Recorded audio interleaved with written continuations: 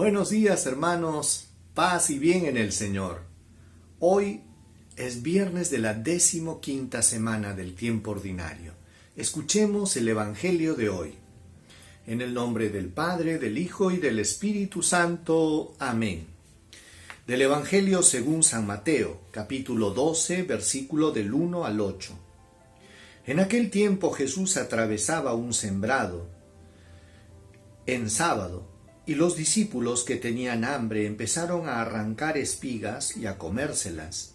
Los fariseos al ver esto le dijeron: «Mira, tus discípulos están haciendo aquello que no es lícito en sábado».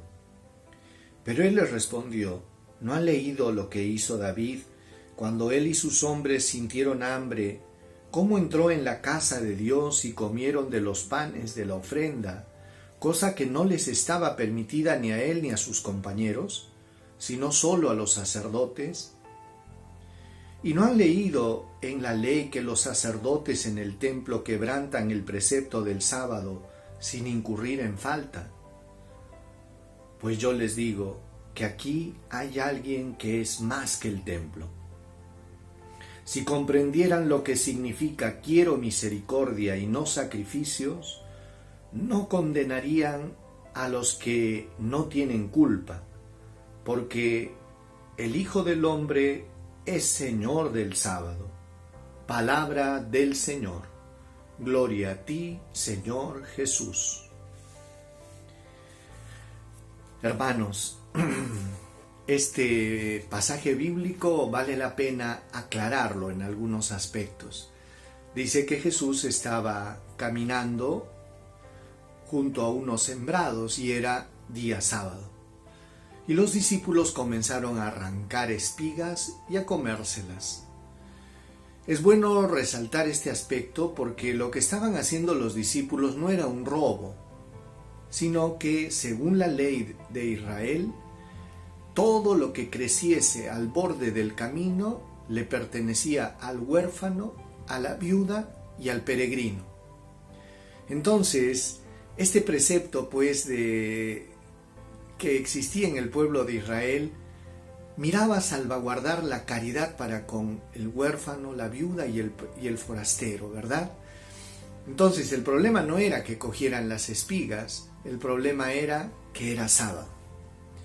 Fíjense ustedes que los judíos habían inventado un montón de preceptos, aparte de los 10 mandamientos que son inamovibles.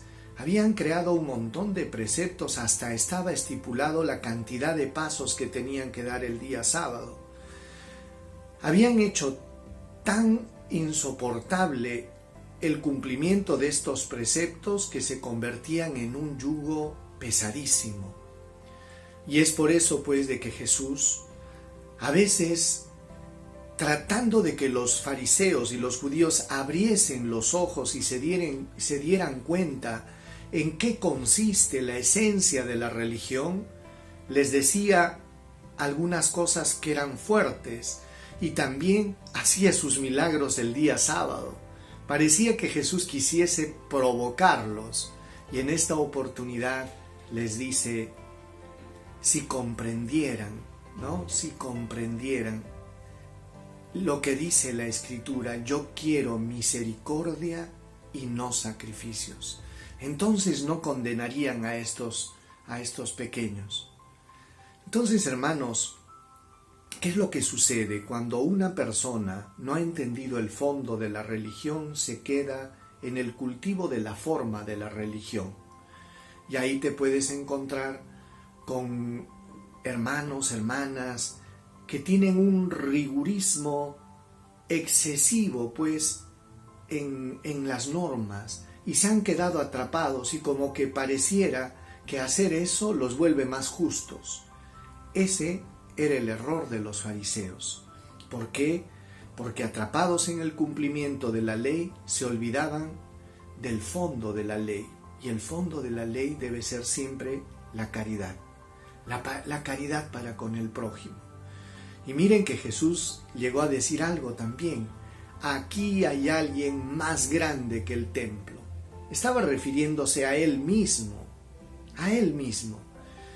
Y Jesús mencionó pues hechos del Antiguo Testamento, en el caso de David, que comió los panes de la ofrenda cuando sus sus seguidores tuvieron hambre, y que los sacerdotes trabajan en el templo el día sábado. Todos estos ejemplos que daba Jesús parece que no eran suficientes para que los fariseos abriesen los ojos. Y es que cuando uno ha quedado atrapado, hermanos, en una religión hecha solo de estructuras, solo de formalismos, entonces ahí ya no tiene lugar la caridad. Por eso que es importante que no nos olvidemos, hermanos, que los mandamientos y que la religión cristiana nos deben llevar al amor. Amor a Dios y amor al prójimo. Esa va a ser, ese va a ser el signo que nos va a permitir distinguir si estamos haciendo o llevando una buena religión, sana y equilibrada. Si nuestra religión solo se limita a cumplir unos ritos, entonces habría que cuestionarla.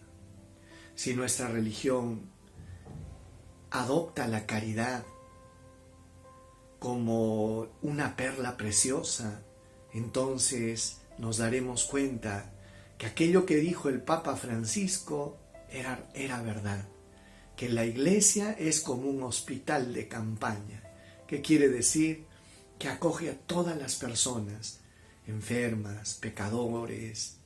¿Por qué? Porque la misión y la razón de ser en la Iglesia, ¿cuál es? La salvación. Por eso, hermanos, si te encuentras con personas que son así, tan más papistas que el Papa, tan rigoristas, no están en lo correcto. Es importante que entendamos con equilibrio, ¿no?, las cosas. La fe va de la mano con la caridad, ¿verdad? El culto, la liturgia, con la caridad y con el amor. Oremos. Señor, nos ponemos en tus manos. Ayúdanos a no caer en la trampa del fariseísmo, Señor, de hacer de nuestra fe cuestión de formas. Ayúdanos, Señor, a despertar en nosotros el amor y la caridad, que es la reina de las virtudes. Danos la gracia, Señor, de ir madurando en la fe. Amén. El Señor esté con ustedes y con tu espíritu. Dios Todopoderoso los bendiga, los proteja, los guarde, les muestre su rostro, los llene de su paz, bendiga sus familias, bendiga su trabajo, los llene de fortaleza, de sabiduría y les dé la salud física y espiritual. En el nombre del Padre, del Hijo y del Espíritu Santo. Paz y bien, hermanos. Dios los bendiga y nos vemos el día de mañana. Un lindo día.